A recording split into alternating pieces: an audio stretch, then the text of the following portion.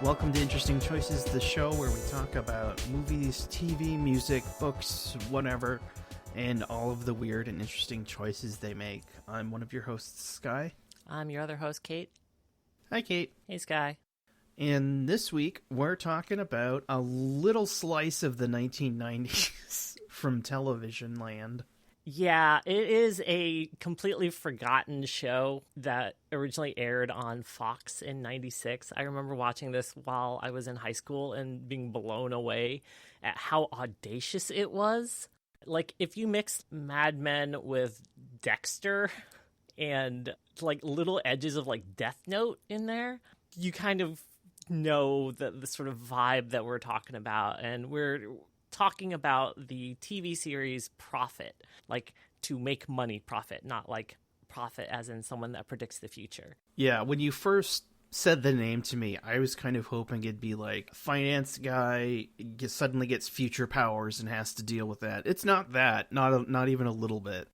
No, it's this really wild show about this up-and-coming junior vice president guy named Jim Profit, who is trying to do everything he can to climb the corporate ladder of G&G, Grayson and Grayson, which is kind of a Johnson & Johnson analog.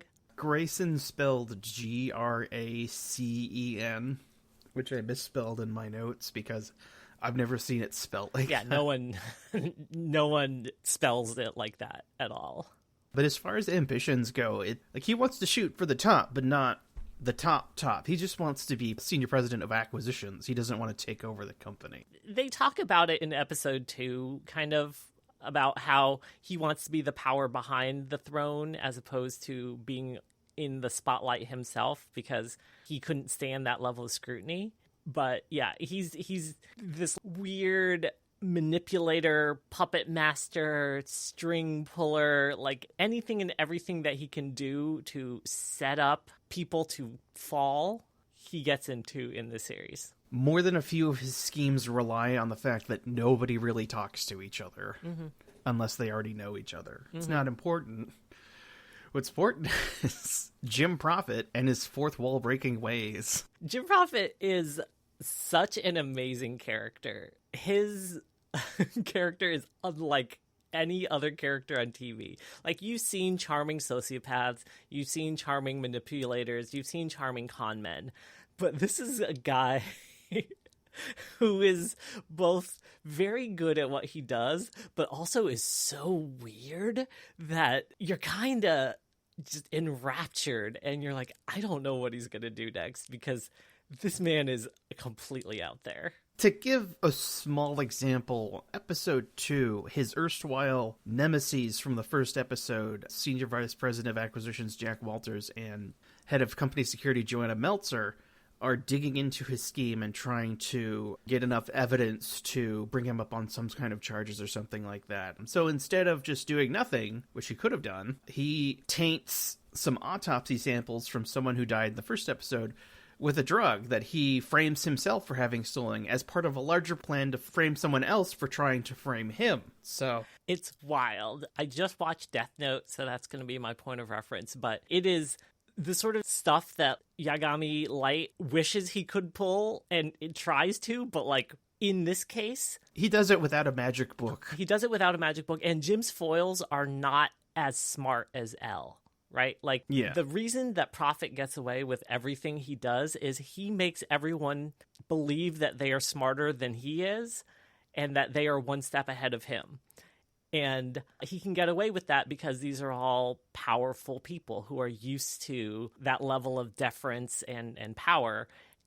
And he's just dancing little circles around them. It's wonderful to see. I already kind of briefly covered the second episode. The first episode is mostly introducing a lot of the main characters, Jim's entry into the scene. He is with the company before this as like the head accountant, and then he sort of moves up to junior VP of acquisitions. After the guy that was there died of a heart attack, and so he comes in before he even starts his first day at the funeral for the guy whose job he's replacing, blackmails the secretary into allowing him access to her boss's computer so that he can just do ill crimes and like start off this whole chain of events that will eventually lead to the downfall of the president. There's so much to go into. Like, when we see him, he's meandering around his apartment, which looks more like a dentist's reception office than a home. And they're doing that 90s nudity thing where the camera is not allowed to drift below the belly button. 50% of the time you see him, he's shirtless.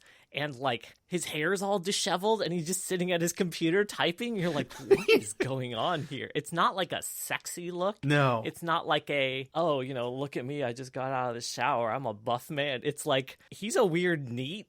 And it's such a different image than the put together, charming mover and shaker Jim Prophet that you see in the halls of Grayson and Grayson. It's amazing. The camera will cut back to him every once in a while during his machinations, and I get the impression the audience is meant to think he's working on his computer naked, disheveled.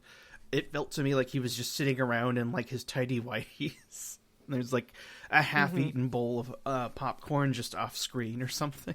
Spoilers for episode 1, which is a 2-hour-long pilot. The reason that he's disheveled is that he has a secret room behind his bookshelf that has a built-in aquarium that he sleeps and works in, not his nice bedroom, which is untouched, or the rest of his house, which is like this immaculate, high roller penthouse type apartment. He has this like secret, like hobbit hole behind his bookshelf where he just hangs out naked and sleeps in a cardboard box with a hole cut in it and like garbage all over it. He's a weird dude. The story behind that is his abusive father just kind of left him in there with the TV on so he could watch it through the cutout in the cardboard, and just threw food in there until one day, after he was just done with all of the abuse, he chained his dad to the bed and set it on fire.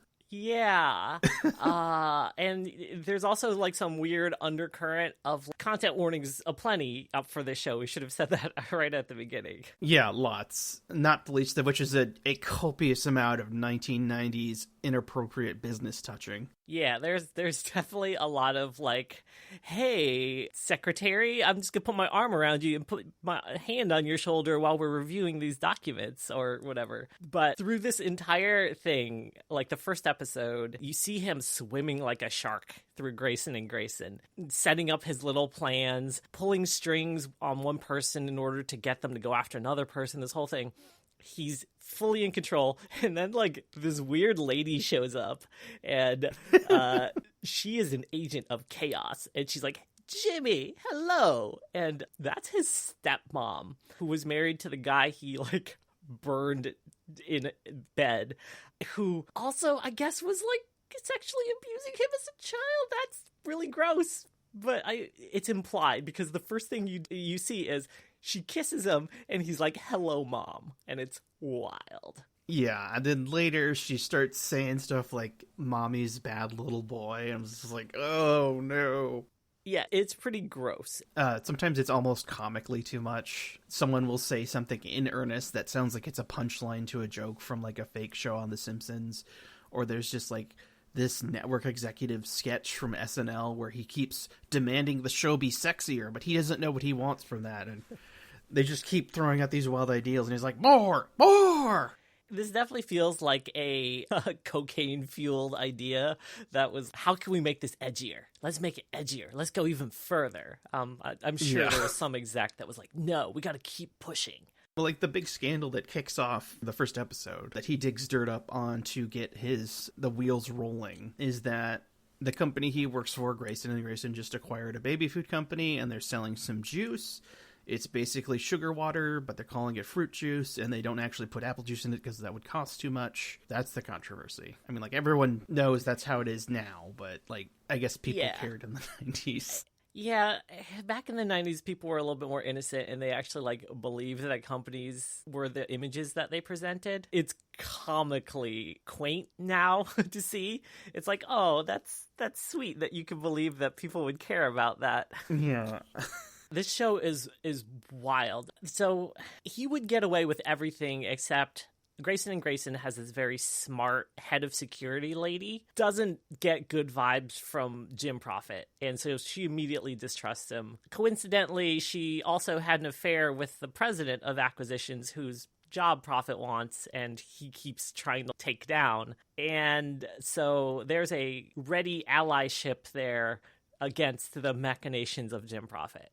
In the second episode, he gets successfully framed for the murder of Jim's predecessor, his underling, and is sent to prison for 30 years. Yeah, it is wild. That's episode 2. I feel like in any other show, the content of just like Jim's backstory would have been stretched out over a whole season. They're just like, we're gonna front load it in the pilot, and then we're gonna just have him get what he wants by episode 2. This show only ran 8 episodes because even though it was critically acclaimed, sponsors wanted nothing to do with it. It was just too much for network TV. I read the controversy section on Wikipedia, and it's like the most lukewarm kind of controversy where a bunch of people from the Bible Belt in the South didn't like the fact that Jim was originally from Oklahoma, and he's basically Satan in a suit, so they flooded the network. So it's just like the most non-issues. And business professionals were mad that they were portrayed in such a light. It was ahead of its time because it was, again, this was the Clinton era where it's the economy's stupid. That was kind of the prevailing zeitgeist of making money is great. And of course, corporations are there to help us and not exploit us. And the rising tide lifts all boats. So why would you say that people who are executives were evil? That's bad. And, you know, this was in the like midst of several different moral panics about TV and the growing influence of video games and comic books and all sorts of other things where media that didn't portray moralistic messages was looked down poorly. It really took until HBO and Showtime and other prestige TV series, network things could come out that they could push those envelopes. Doing it on network TV was not something that people allowed at this time period. People of the 90s were not ready for this kind of show. That being said, I'm not sure that this show's writing was quite up to the standards of now when it would be accepted. Like, it's almost there. It's just a couple shades not good enough. It's slightly campier than it should be. Every time Prophet does something like way evil, there's like a audio sting that's like, ow! Like kind of a scream/cat noise. It's hokey. It's hokey sometimes in a way that you're like, okay, sure. The part that really sticks out for me, aside from, you know, every time someone's like, are you really expecting me to believe that this guy, who I think is an okay stand-up dude, really killed this elephant and then threw it into the children's hospital lobby? Yeah. There's an offshore banker. Joanna Meltzer's talking to him, trying to get him to release his banking record so she can finally nail Jim Prophet to the wall. And he's talking about how he went to Japan and he ate blowfish with the Yakuza. You know, the guys who chop off their pinkies and such. And they offered me the first taste of the blowfish. But if it's not prepared right, you could get poisoned and die. But I ate the blowfish. It's the dorkiest way to say I'm not afraid of you. It's cartoonish in a lot of ways, and that's kind of part of the appeal for me, is that like if this was just regular boring serious business people being serious, it would be a little too much. I think it would just be a little too close to home. But it's a soap opera. It's straight up just a like primetime soap opera, except there is a character in there who is actively trying to destroy every other person in the soap opera. The plot itself is just Jim's machinations, so it's kind of hard to go over that, but there's so many small things that are there to touch on, like head of security Joanna Meltzer's peach pink fastback Mustang. She shows up in every episode. She is by far the most interesting character. If you wanted to write a quirky character for a rom-com, you would give her a lot of the same traits. She lives on a houseboat. She drives this weird classic car. She's just a really strange lady. She's vegetarian. I think Jim tries to like ingratiate himself with her at some point. No, he's like listing off her stats when he's going through the hallways, the 1990s virtual reality hallway program that he uses to plan his things, that has Tron-esque avatars of the people he's trying to destroy set up. Yeah, my touchstone on that is Lawnmower Man. It's very Lawnmower Man. It's very Lawnmower Man. He has this weird, like, virtual office of Grayson and Grayson, which actually kind of looks like the real office. They did an okay job in the 90s. But the avatars are these, like, weird wireframe humanoid figures with the employee photos of the Grayson and Grayson people he wants to destroy kind of, like, wrapped onto their faces. Yeah, really poorly. Like, an inverse amount of effort went into those. Like, someone just Xeroxed some stickers of those and slapped them on a dummy. It's pretty wild. He uses that hack people's machines and to like steal documents, and it is kind of the Jim is doing some wild thing in the cyberspace, which I guess is another thing we didn't really touch on. He is an expert hacker in every sense of that term. He's a great social engineer. He's adept at actual computer hacking. He's good at finding flaws in systems and exploiting them. And except he's an executive and doing it in order to get power instead of just doing it for, like, you know, hacking the planet. Yeah. And the entire time he's talking, he narrates the show. So there's no vagueness about what's going on. He tells you what the deal is. But he's doing it in this weird affect where he's like part Rod Serling, part Christian Slater. And you can really tell that that's not his speaking voice, but he does it all the time. Mm-hmm. Yeah. He definitely does this, like, gravelly thing, which even carries forth when he is practicing his Chinese in order to scam his way into framing Jack by, like, setting up this whole big thing with the Chinese speaking head of the Hong Kong chemical manufacturing poison. It's a lot. It's a lot. I specifically have in my notes that there's no way an American would be able to convincingly impersonate a native Chinese speaker to another native Chinese speaker, even over the phone. That's before you just hear him talking to the guy who can speak it. He does a really poor impression, but we're led to believe that it is a masterful impression, and that is not what it is, and it is very apparent.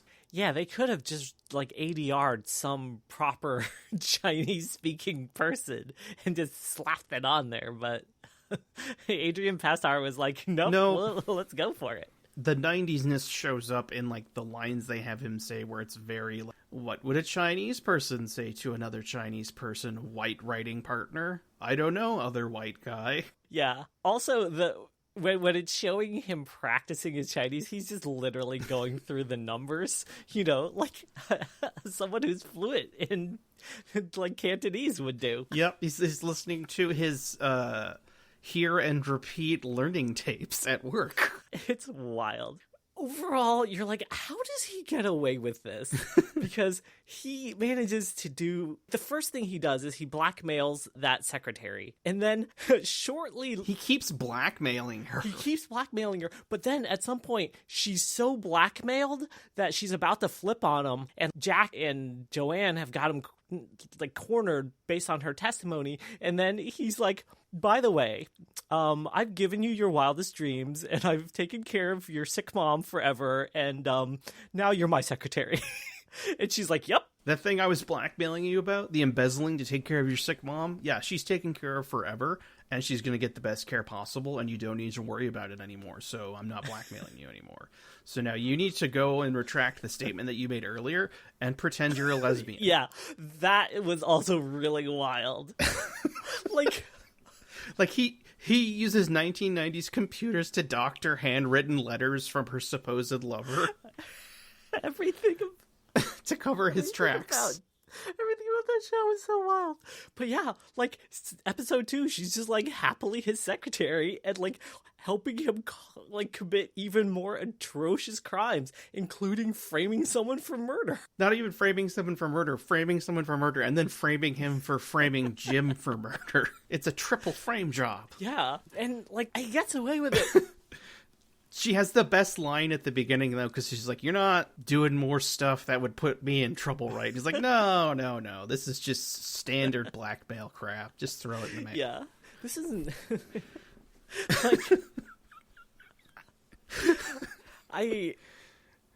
Don't worry, I'm done blackmailing you for story purposes. He's very good at getting people to flip. He has seduced basically every woman in the show except for Joanne. I kind of thought they were going to go there with that because she has that stress dream about him. Yeah, she does. She dreams that, like, he's choking her to death, but, like, she has her own sociopath-related trauma, and so that's why she's immune to his machinations and is suspicious of him. Yeah. Which, you know, is interesting. Fair. On the one hand, it's decent writing. On the other hand, it's really weird that they're giving every single nemesis of his some kind of sociopath that they had to deal with in their younger years, which is why they can see Jim for who he is. Yep. The thing you talked about before, where nobody talks to anyone else, is super apparent in the fact that he seduces everyone's wife. A big part of his plan in the beginning of the first episode is seducing one of the Graysons' wives because he's an impotent, insecure jerk, and he keeps threatening everyone who even makes side eyes at her. So she's desperate for any kind of affection, so he just pretends to like the same things she does. And that's only so that he can have her wind up with her husband's brother at a resort at the same time to make him think that they're having an affair because he had to rush there because there was a contract that he needed to get signed by his brother who was there for a fishing trip but actually having a different affair. I could keep going. There's more to it, but, like, you get the idea. Yeah, it's so much. Like, his plans are wheels within wheels within wheels, and no human could plan this many steps ahead. Like, to run these long cons just to set up one pawn in exactly the right place, it requires a supreme amount of confidence in your plans and also a level of prescience and ability to read other people that is almost superhuman. It's writer vision is what he has. He is the writer's mouthpiece. At that whole hotel scene, he's off in a side room with windows so he can see both sides of his plan coming together. Like, literally, they're split by a single pane. And he's switching between his cell phone and a payphone to call the different people he needs to run into each of to make sure that they do. Yeah, it is literally just the writers pulling strings and putting themselves in Jim Profit land. And it's fun to watch, though. Oh, yeah. Like, at no point are you ever like, okay, yeah, but, like, that's so expected and planned and boring. It's like, oh, what is he gonna do now? This is so ridiculous.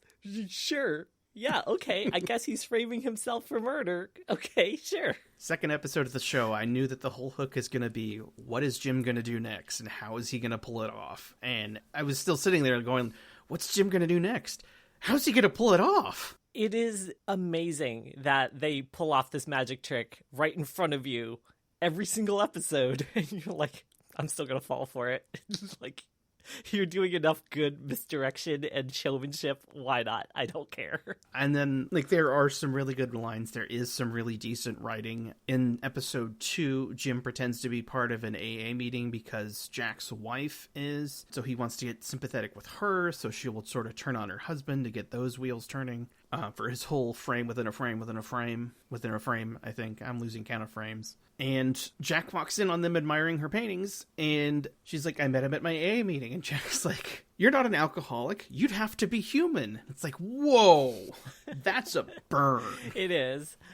And then he, like, he makes a rude face towards Jack's wife's butt, and then Jack socks him. Like, props. That's a really good sort of, like, bit of manipulation, but also, it's like, the entire point of that was just to sneak a vial of poison into Jack's house so that Jack's wife would find it. But he didn't need to do any of that. He could have just broke into her house. He could have just snuck in there and just put it there. Like another show would have done that, but he's like, no, I have to get in there and pull these strings and get these people to behave these different ways towards me so that I personally can put it there. Yeah. You get the feeling feels like he needs to do it personally, otherwise it doesn't count. It's wild. Yeah.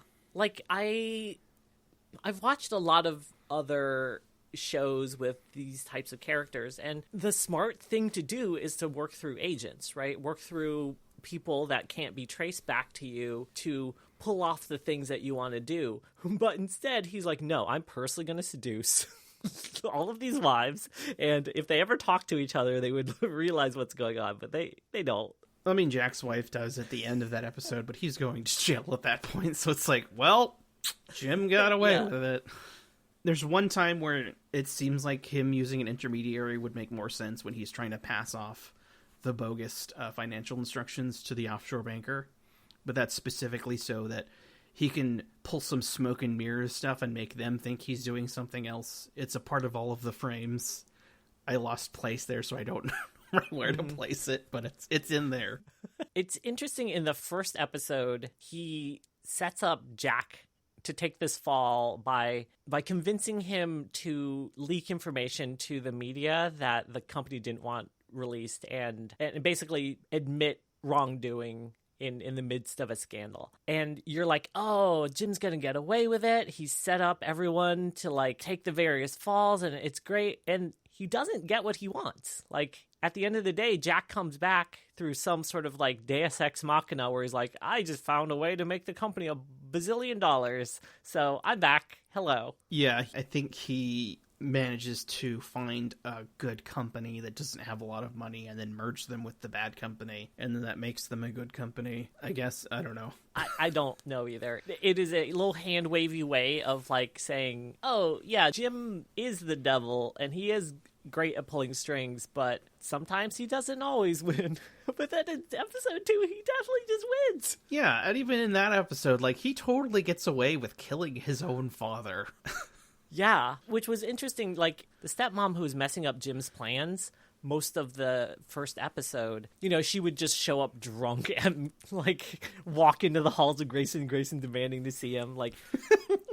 causing a lot of people to ask questions about who this woman was, causing Joanne to like investigate her, setting her on this whole trail back towards Jim's past and the box and everything else. And you're like, she's the agent of chaos that's always going to throw a wrench into Jim's plans, and it's going to be this whole thing.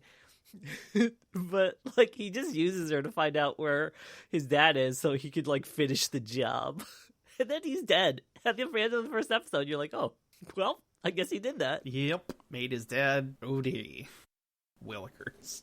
It's a wild show. If you enjoy shows about bad humans being bad to other bad humans, it's pretty good. You know, it's in the vein of a Count of Monte Cristo revenge story, except you don't really know why he's on this, like, revenge quest to destroy these, like, noble families yet, but you will find out. I think the only thing really keeping me from watching more of it is the knowledge that I'm not going to see anything they put together come to a head. They outline what they wanted to have happen on the Wikipedia. Joanna Melter was going to get blown up in this first episode of the second season in a telephone booth bombing at the behest of Jim Prophet. I think it would have been funnier if it was just like she happened to be in the wrong telephone booth, but, you know, the show's got to have a shtick. And then apparently, like, they were going to have it be that Jim Prophet is actually a stolen identity, and the real Jim Prophet is in a coma somewhere, and our Jim Prophet goes to finish the job, because that's what he does. I would have liked to see season 2. I do have the DVDs, and I think I might want to watch the audio commentaries at some point just to... Because I get the feeling that they had a lot of fun making this series. I really get the feeling everyone on it had a lot of fun with it, despite everything. Especially the guy who played Jim. Adrian Pastar. Yeah. Him and pretty much everyone that I could find went on to keep doing a ton of stuff working in television, especially Keith Jarabaka. I hope I'm pronouncing that right. Who has done just a ton of video game work, including This jumped out at me in particular. John Caleb Bradburton in Fallout 4, which is that universe's Coca-Cola inventor, the inventor of Nuka-Cola. Oh, yeah.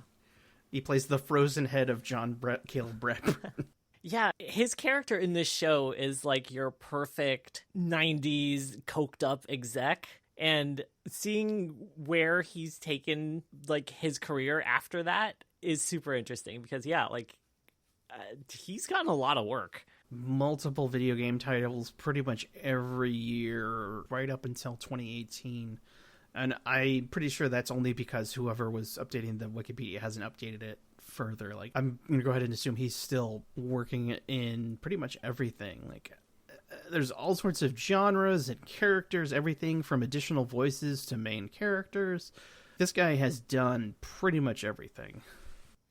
Yeah, he was on CSI, Supernatural, Pretty Little Liars, like Elementary. He's still a working actor. There's also another face you might recognize from Twin Peaks and Stargate SG-1, who was the Major from Twin Peaks as the sheriff who investigated Prophet's mysterious like past. And it's wild to see a lot of these people from the 90s like on this show because you don't really expect it. Oh, we forgot to mention the whole thing is set in Seattle. Is it? I tried to find information. I couldn't find anything about it. All I could find out was that it was filmed in Vancouver, which makes sense, but I couldn't find anything about where it's actually set. Yeah, you see Washington license plates on all the cars, and there are houseboats. So it's literally the only place in Washington that could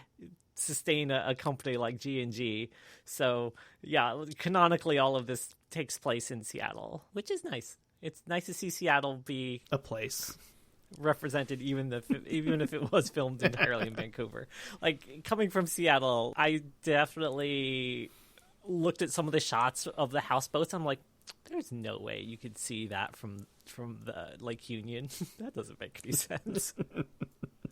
But yeah, Prophet is a show I would definitely recommend, given all the content warnings. But if you want to watch Prophet, it's a little difficult to find legally because I think literally the only way that you can watch it legally in the United States is by buying secondhand copies of the DVDs because they're not manufacturing them anymore, and it's not on streaming anywhere. You can watch it quasi-legally. Unofficially on YouTube. I think they have the entire series there. That's what I may or may not have done.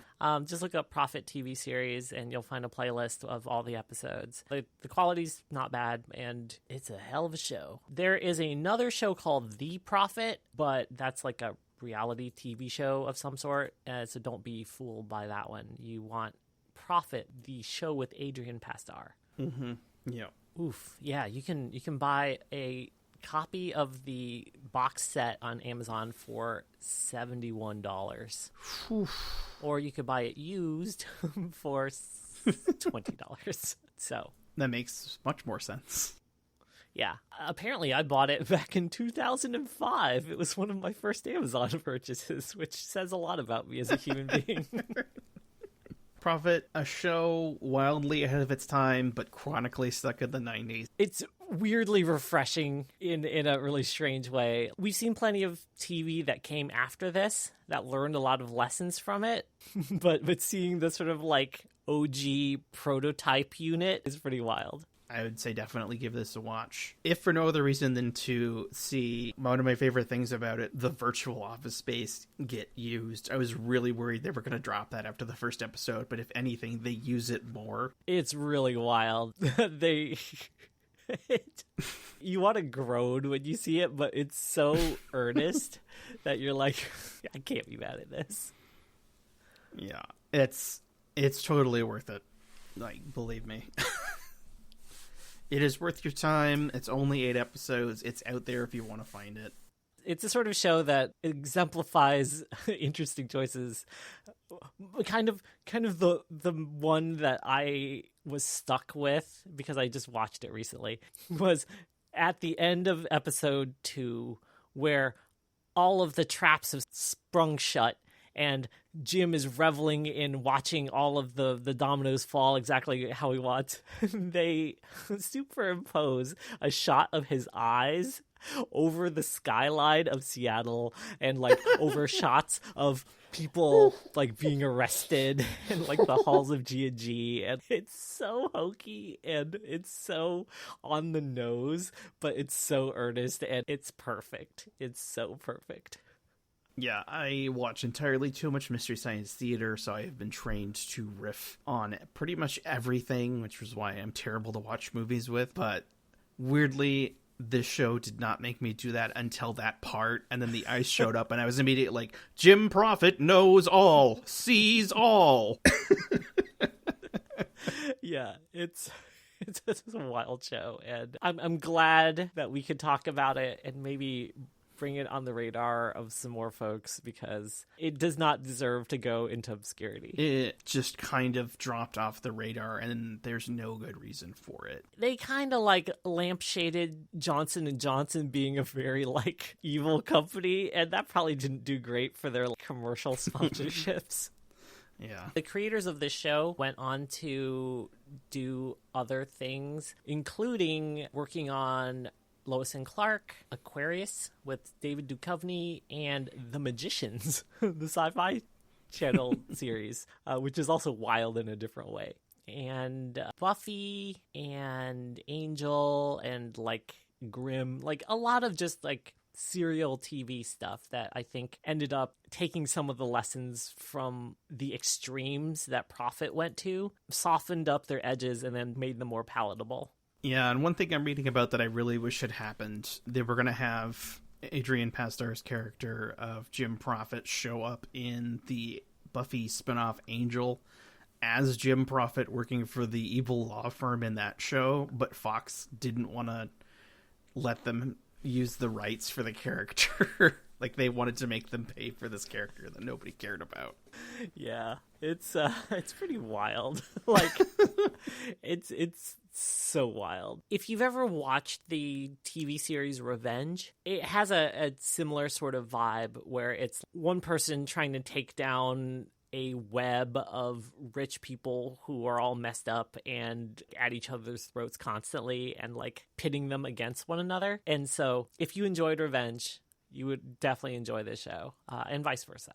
Yeah, and as someone whose wheelhouse isn't exactly live TV, it's not something I usually seek out. It just doesn't jive with me for whatever reason. I still really enjoyed this, so if that's the same for you, give it a watch. Maybe you'll be surprised. I don't know. I know I was. All right, that was 1996's Prophet. Where can people find you on the internet, Sky? They can find me on Twitter at Shard_Corso. That's SHARD_CORSO. Kate, where can people find you?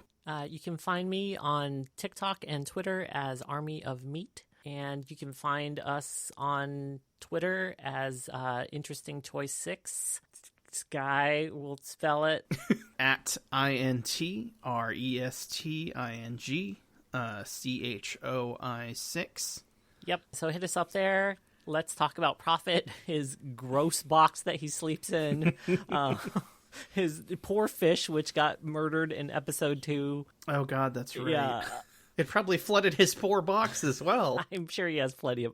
Like, he made that box.